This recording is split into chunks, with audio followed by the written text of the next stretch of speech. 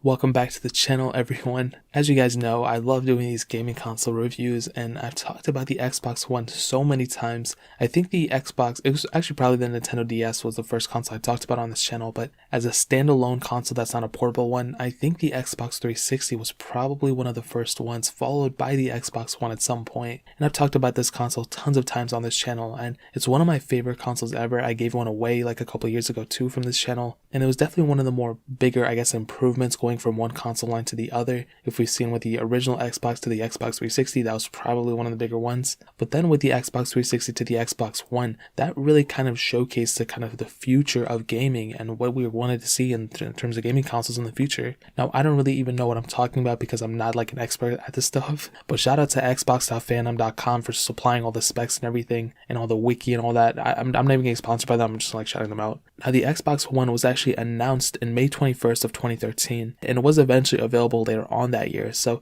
it'll actually be turning 7 years old this year. And it's weird because like I kind of remember when this thing was like announced, and the fact that this thing is already this old is super crazy. It's so weird how time is just flying by nowadays. And the most interesting changes, I guess, and the bigger changes that happened going from the Xbox 360 or the Xbox 360E or whatever the last one was to the Xbox One was definitely the main improvements in terms of graphical performance and all that crazy stuff. And the one thing I like about the Xbox One, there weren't really crazy like gimmicky features that we've seen on a lot of other consoles. Like I'll give you an example with like the Nintendo 3DS, like that 3D toggle. Like I wasn't really too much of a fan about that. I know this is kind of like unrelated, but this was really like no frills, nothing too crazy. It was more so just to focus on the performance and how they can make the best console that they could at the time. Now, in my opinion, the Xbox One S was a far better console, and I own that One S, I own the One X, I own all these consoles, but the Xbox One was definitely one that was one for the books. Now, there were some really cool features about the Xbox One that started off. So the first thing was that you were able to control your console using the voice commands. So you were able to kind of maneuver through your console by doing different things like that, which is really, really nice. But the coolest thing, in my opinion, about the Xbox One was the ability to play some Xbox 360 games.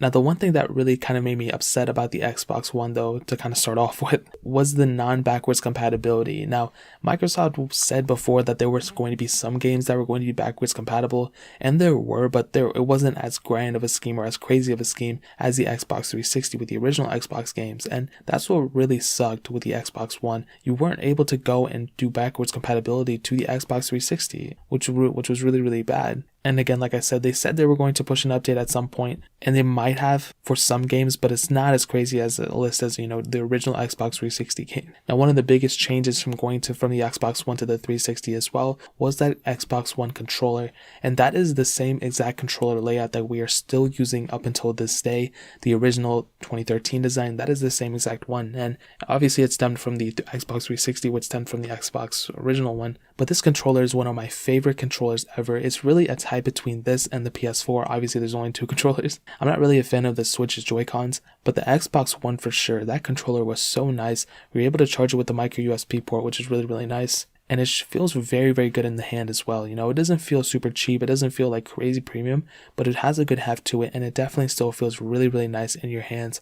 And if you're going to go and do some crazy like gaming and all that stuff, you didn't necessarily have to buy like a separate controller, which a lot of people did, but you could do a lot of functionality with this controller. And this controller for sure was one of my favorite controllers of any gaming console probably ever made. Like I said, I think it's a little bit above the PS4, but the PS4's controller is still really, really good. Now, the design of the Xbox One was one of those things that was super interesting as well. Now, on the original Xbox One, you had quite a bit of a port selection. So you had two HDMI ports, you had two USB ports, and then an Ethernet port as well, and on the front. And that was definitely enough to get you from point A to point B in terms of the gaming and everything you were going to do with it, which was really, really nice. And it was a little bulky, coming from the original Xbox One to the Xbox One S. You definitely saw some improvements in terms of the design, as you especially got that one really white color, which is one color that I really, really do like. The black one was good too. I'm not racist, I swear to God, but I definitely do like the white Xbox One S more than that one. But then I actually like the Xbox Series X, that one, a lot more than these two. So that just proves to you that I'm not racist. But the Xbox One also had this interesting thing where it cannot outplay 4K videos, which back in 2013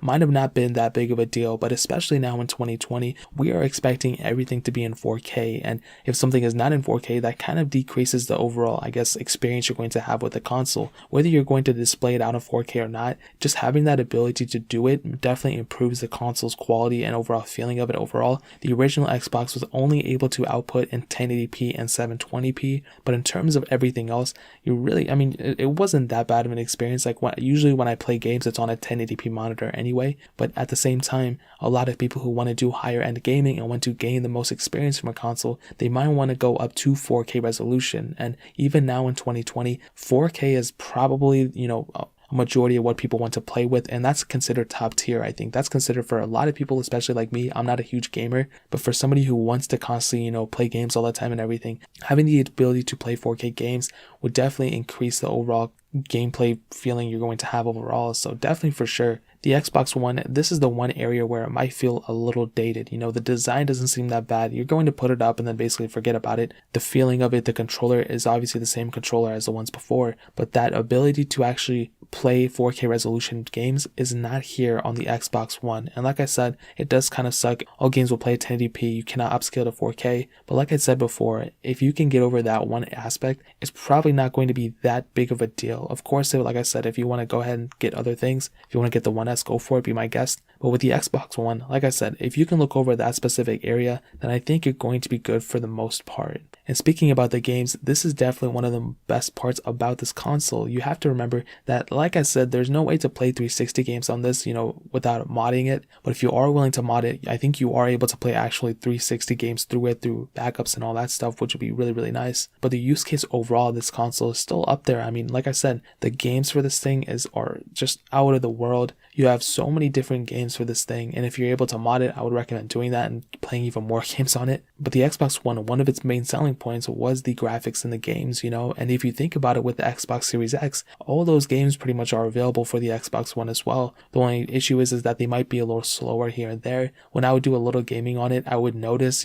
quite a bit that, okay, yeah, it's a little slow, it's not definitely the fastest thing in the world. I wish it was kind of a little bit better here and there. There were some stuttery frames, and the main thing I want to hit on was that the Xbox One would actually heat up quite a bit, or the fans would turn on, whatever the case is. With my Xbox One S, that's not necessarily the case. It still feels pretty fine overall. But with my Xbox One, I was noticing that it was getting quite, I don't know if it was getting hot. It probably was getting hot, but the fans were just cranking up like crazy. So especially a game like that Batman game I was playing, sometimes when I played that Spyro the Dragon trilogy on it, it would kind of go and crank up those noises on the sounds, which again, it's not an end of the world, but that is something to consider. That is kind of a weird thing at the end of the day. But again, this console came out in 2013, so it's not necessarily the newest one in the world, but it is what it is, you know what I mean? And like I said, with that backwards compatibility thing, some games were able to be backwards compatible, but not all games were down to it, which is a huge thing, which I just find kind of weird. Why would they do some games and not all the games? It doesn't really make much sense to me, but it is what it is. Now, in terms of the sales number, the Xbox One actually sold pretty decently. It definitely wasn't like the best-selling console of all time,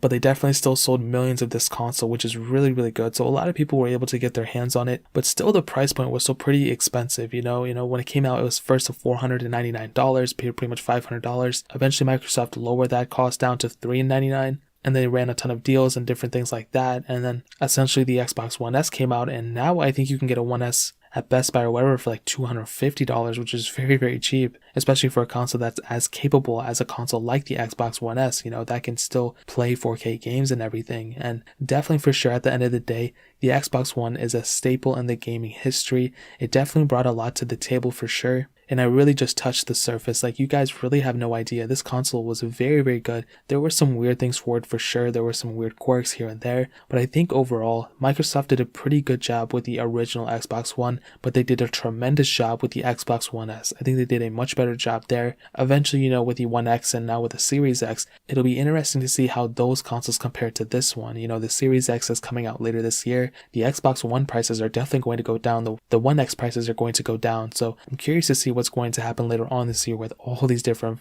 devices and gaming consoles coming out. So that really pretty much covers it. If you guys have any other questions or anything like that, let me know in the comment section below. Hit the like button, that would mean so much, but definitely hit that subscribe button. Every single subscriber that we get really does count. Also, if you own the Xbox One, if you owned it in the past, let me know your experience down in the comment section below. I'd love to hear it. Check out the other links down in the description as well. My Twitter, my Instagram, my second channel. All those links are linked down below. I'd really appreciate if you guys could check it out. More importantly than everything else, I love every single one of you guys. Hopefully I'll catch you guys in the next video. Peace out till then.